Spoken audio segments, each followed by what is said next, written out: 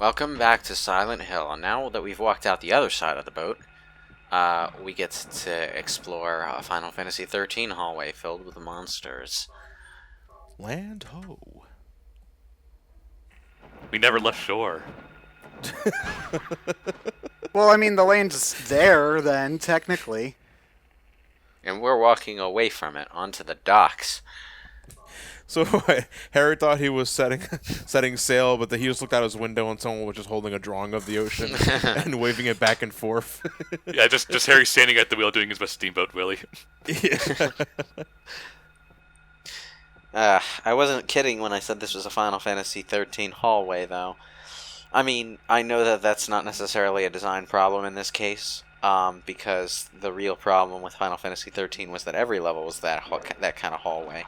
But, yeah, this is just kind of a linear pathway to the lighthouse at the end of it.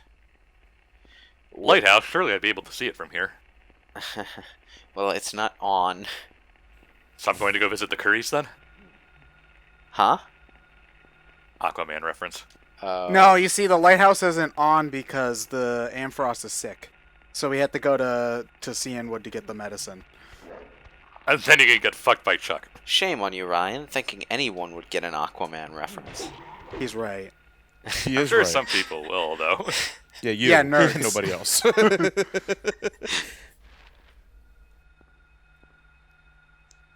I do like this area. It's relatively enclosed, so they can put in some nifty details here and there. But at this point, I was just kind of waiting for the next elementary school level kind of thing, you know?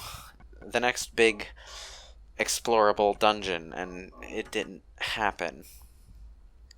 You said there were really only 3, right? In the Yeah, there's the school, the hospital, and the final area. And in between the hospital and the final area, there's a bunch of short linear segments where you sort of kind of exploring, but not really. I mean, there was the sewer, which is, I don't know, I guess counts, sort of. Well, But, the sewer also only took like 20 minutes, and, yeah. you know, the other places we were there for at least 2 parts each. So there was certainly more substance to those. Well, I count the sewer because there's 2 sewers. One is a regular sewer, and the other is the Otherworld sewer, which, to be fair, is visually a lot more interesting. Man, there are a lot of wooden planks on this dock. Well, Just that's bridging what you one make side. No, I mean like plank bridges. Man, this ocean sure has a lot of water. No, I mean plank bridges. Like what wooden planks spanning the gaps between dock and dock. I'm pretty sure those don't come standard. I wouldn't know.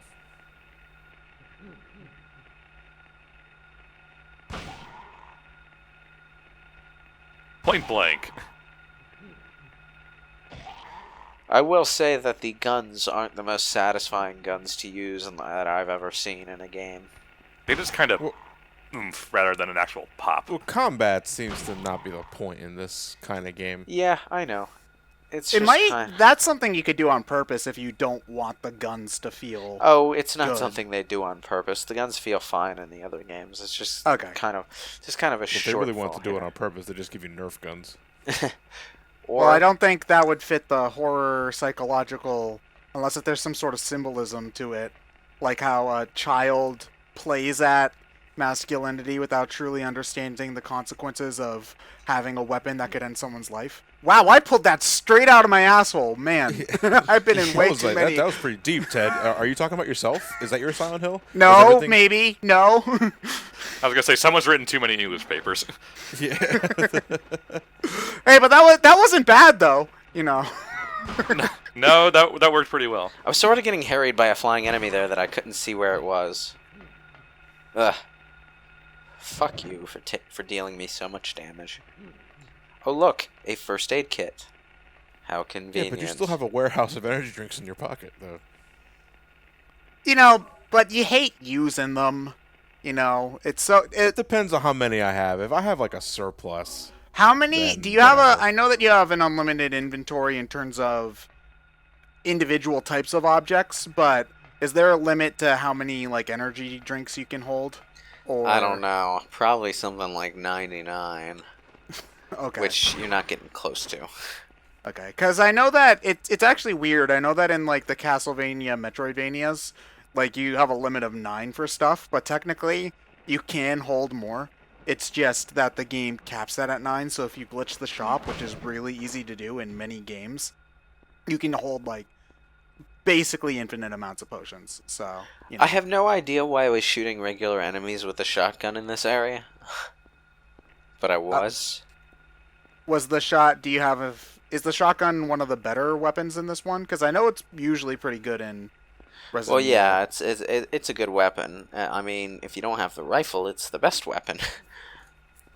But But I like how his like walking, aiming, all of his stances are basically the same between the shotgun and the handgun. Like there's no difference whatsoever. So remind me, what were the you could unlock a special weapon on second playthrough. What was the weapon that you could get? Was that the chainsaw? There's a chainsaw and there's a rock drill. Okay. All right. All right. So for some reason I was confusing that with Resident Evil, where I know that you can get like ridiculous laser guns and things like that. But Silent Hill 3 has those. oh, okay. never forget magical code transformation. It works, so. Yeah, sexy beam is good. Wait, there's a sexy beam? Yep. Yeah, That's the name of her we attack. had this conversation. Oh, Very that's early the. in Oh, playthrough. yeah, I Yeah, no. remember. You weren't high. Ted, you weren't high when we talked about the first time. No, we were being serious.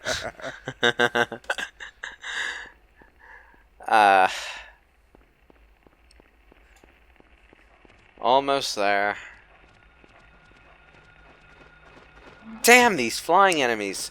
I forgot what I hated about this area, and it's all the goddamn flying enemies that swoop in from the side in the darkness. Darkness. No, Harry, you can't shoot through walls. But Mega Man can. Do you have a Mega Buster, Harry? No, I lent it to Nero. You know, the Mega Buster arm in Devil May Cry 5 legitimately looks like one of those big Mega Busters that you can buy and hold in your arm. I think that was kind of the point.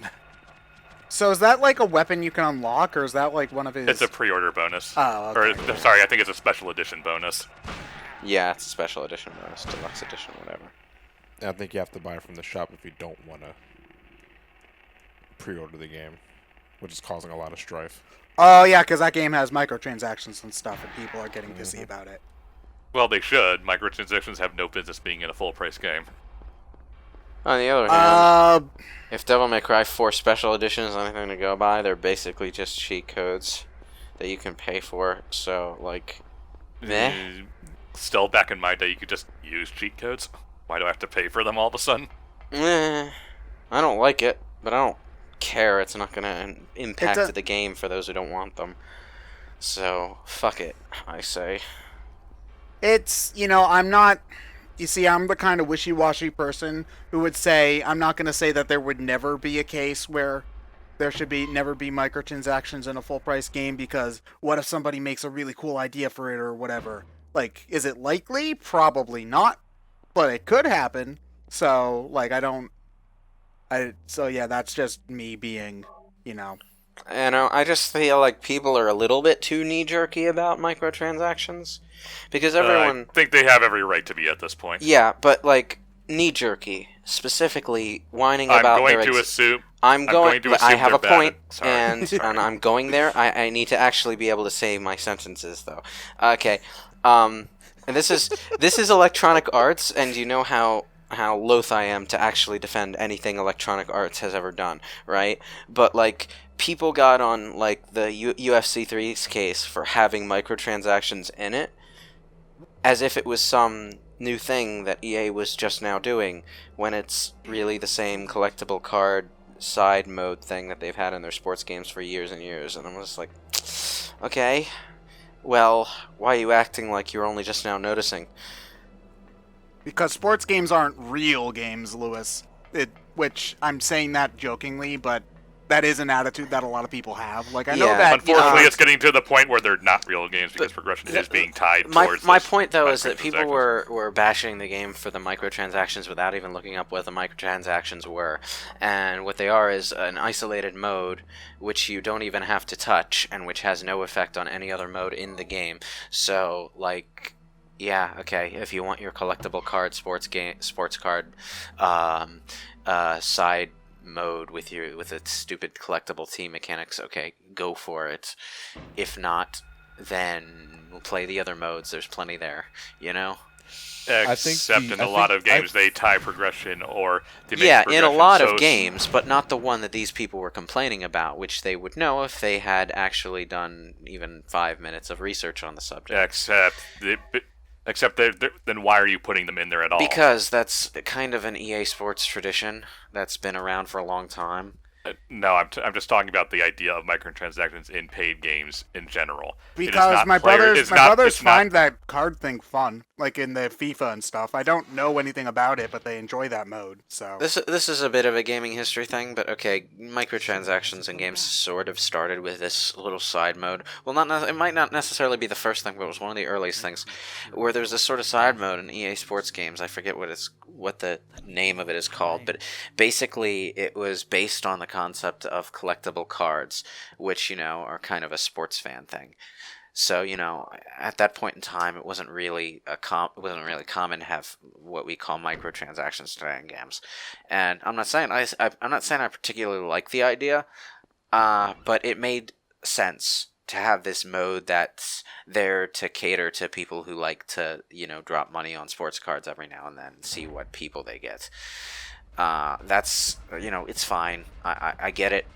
I don't, it's not my thing.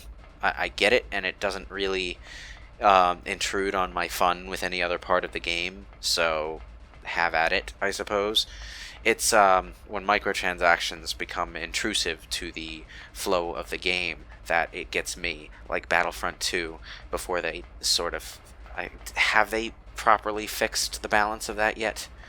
they said they were adding stuff at E3. I didn't really pay a lot of attention. I mean, theoretically, you could say that the idea of microtransaction design philosophy has been around all the way since the arcade, you know, where you have to keep on putting money into that machine. That's not the same deal. No, it's a very different yeah, situation. the Battlefront 2 is like, this is the other side of the EA argument. The times when EA does it like exactly the wrong way, which is where, you know, you limit or slow down player progression. That's what microtransactions basically exist to do. Not always. The vast majority of the time, that is what they're for. That's what game designers and publishers shoehorn them into games now.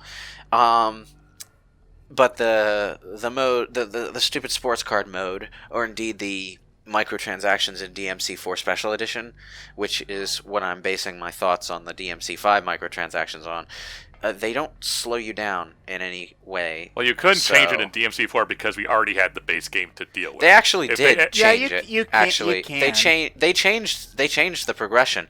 They actually gave you slightly more Proud Souls than you were getting before. So it's actually faster now. If you're playing it properly. The simple fact of the matter is, I don't trust them to make it work well. Yeah, I know, but my thought, when the vast majority of a business practice is deceptive and breaks the game in order to try and nickel and dime you out of more money, I simply can't accept it in a full price game. Yeah, and that's the thing, though, is that this is probably very, very likely going to be much more like DSX Mankind Divided, where the microtransactions are more of a why is this here than a this is actively ruining my experience kind of thing. And, you know, those are points of criticism too, but they're different points of criticism. It's more like, okay, you're trying to squeeze more money out of us, very impotently, I might add, and in a way that actively annoys people just on principle. But was it worth it? I don't think so. The answer is always in that situation, no. Well, Yeah. really, here's the thing. We're not going to see them go away unless if we agree to make game prices go... Well, okay, I should say unless game developers stop overinflating their budgets, which isn't going to happen. Yeah, I was because you going need to the say, prettiest or they could decide to start making more mid-tier games like we did back in the PS2 era. Yeah, but that's not going to happen because you need to have the prettiest screenshots.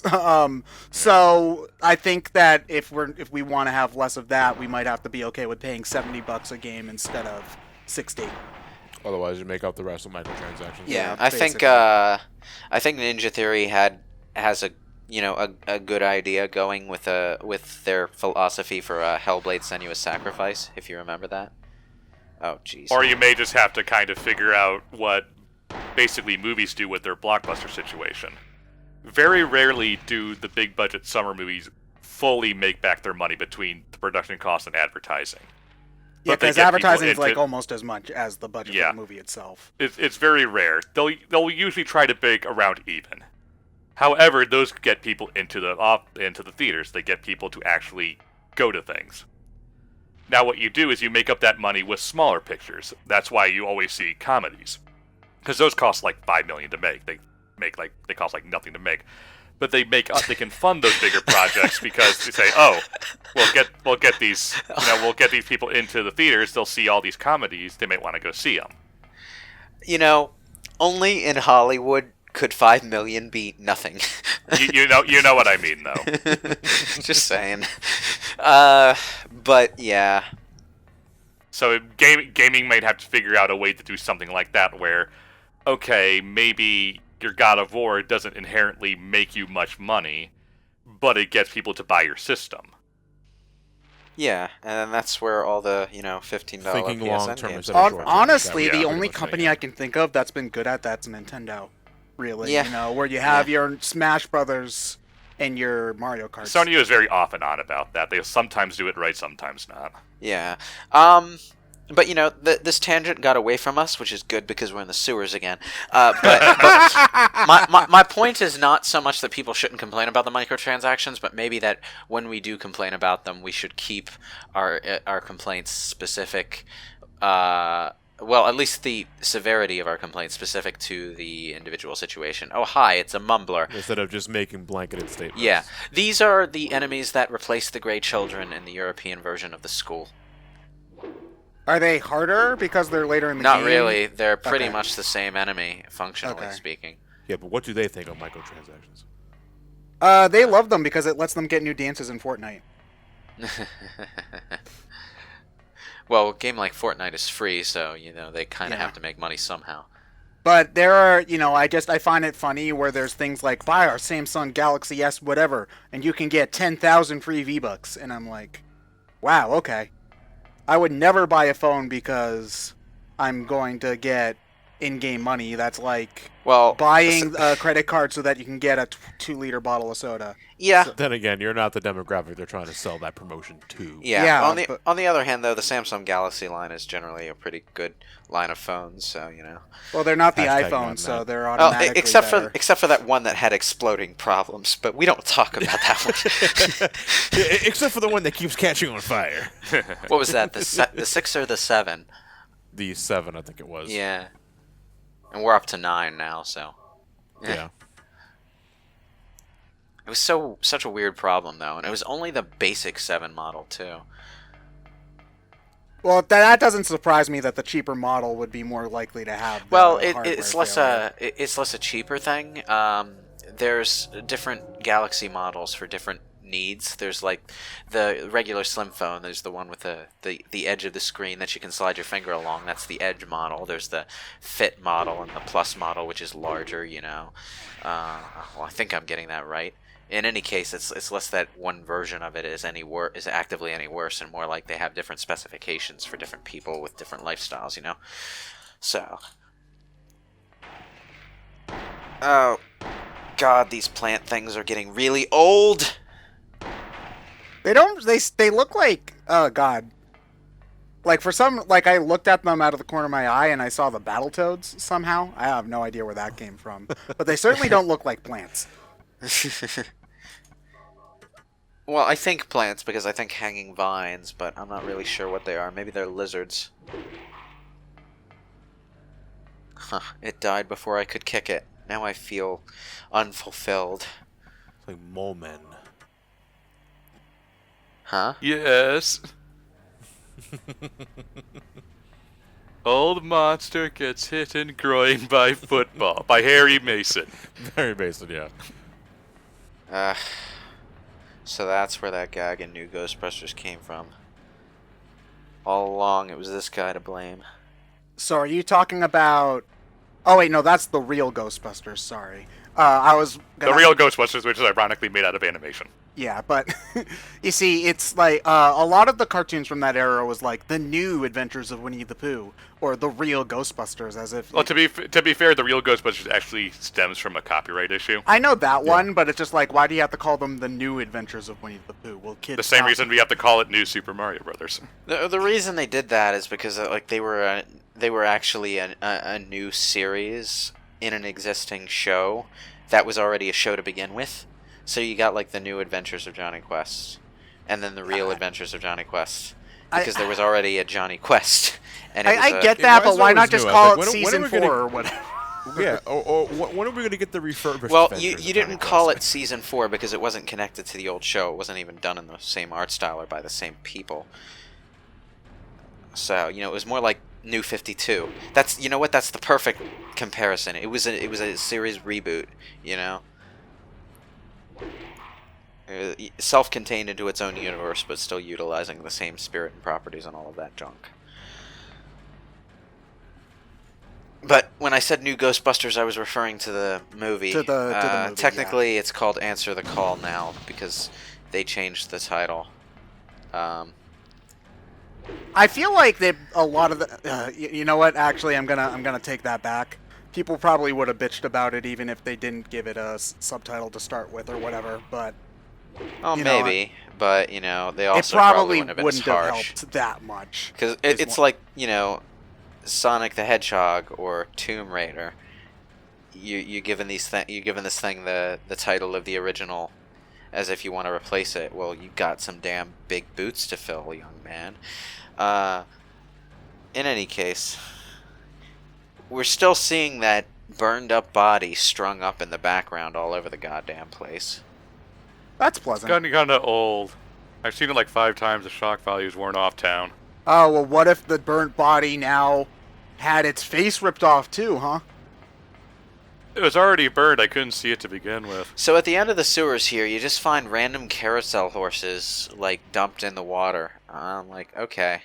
Yeah, we're approaching that theme park we were trying to get to. Is the theme park an area in 3 as well? Yes, it's Okay. the same theme park as well. Unfortunately, it's only really a fun area to explore in 3, because in 2, it's kind of just the same sort of, you're on a rusty fence grate in the pitch blackness trying to find your way this around when you can see 2 Does feet not in front look of your like face. a theme park. Yeah. Well, it also, like, we're in the other world, and they didn't really have much visual variety for the other world in this game, and by this point in time, it's starting to wear thin. Like, here we can see, like, okay, we're looking for distinct scenery that might identify this as a theme park. Well, we have fences with benches beside them, where people sit in between doing things. Hey, I remember copying and pasting that same bench all over the place when I was playing Jurassic Park Operation Genesis 2. Good job, game designers. And we have the gray children, because, it's a theme park, so children go to the theme park, so we get to see the children again. And actually, in the European version, the Mumblers could fit into this area just as well as the Grey Children, because the Mumblers are based on fairy tales or something. And, that's not a bad fit for a theme park either. But, apart from that, well, fences and grates. And then, like, once or twice as you explore this area, you find a ride. But it's a very rare thing. Yeah, you see, there's, the spaceship ride that makes everyone sick when they ride it. Oh, the Gravitron. Well, it's probably a really weak sauce version of it. Like I can see Oh them. no, wait, that's not a Gravitron. I can see them setting that thing up for a school carnival. Yeah, like the ones that they can that they put up like in a parking lot someplace, like Yeah. near a movie theater or whatever. Yeah, my grade school had that kind of thing. Oh, and there's like a ticket stall or a snack bar or something. You know what game we should play? Roller Coaster Tycoon. Play or just deliberately build death traps and. Okay, you see, laugh okay, for, John. Like 20 minutes. All right. So there's the theory that if we could ever create a perfect life simulation, then we almost certainly are a simulation ourselves. So Yeah. basically, what that means is that God, like it brings in a whole bunch of theology questions or whatever, like how humans could never be God because we make death traps for people in Roller Coaster Tycoon instead of caring about them, So basically, y'all More or are less. y'all are sociopaths. Is Well, the point I'm trying to make. The idea is more actually the closer we get to making our own perfect simulation of a world, the more likely we ourselves are in fact a simulation. Yeah. Which means that there's probably there were probably fake simulations before with people who thought that they had feelings and whatever, who somebody, walked them into a Roller Coaster Tycoon death trap and they felt real pain.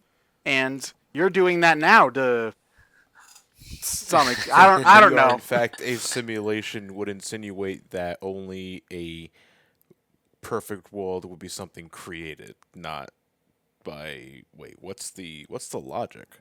No, basically, so John, if you could create a You're gonna have to run this by me. The Okay, logic is put simply. If we could ever create a perfect simulation, there's nothing that says we aren't also a perfect simulation made by someone else. Because if it is a perfect simulation, then how would we be able to tell that we aren't the same thing we just made? And in that case, in the simulations we make, those things probably have feelings just as real as our feelings, so you're killing them, you sociopath. This is why we do So not do I- play God, all right, ladies and so gentlemen. do I know kung fu now or?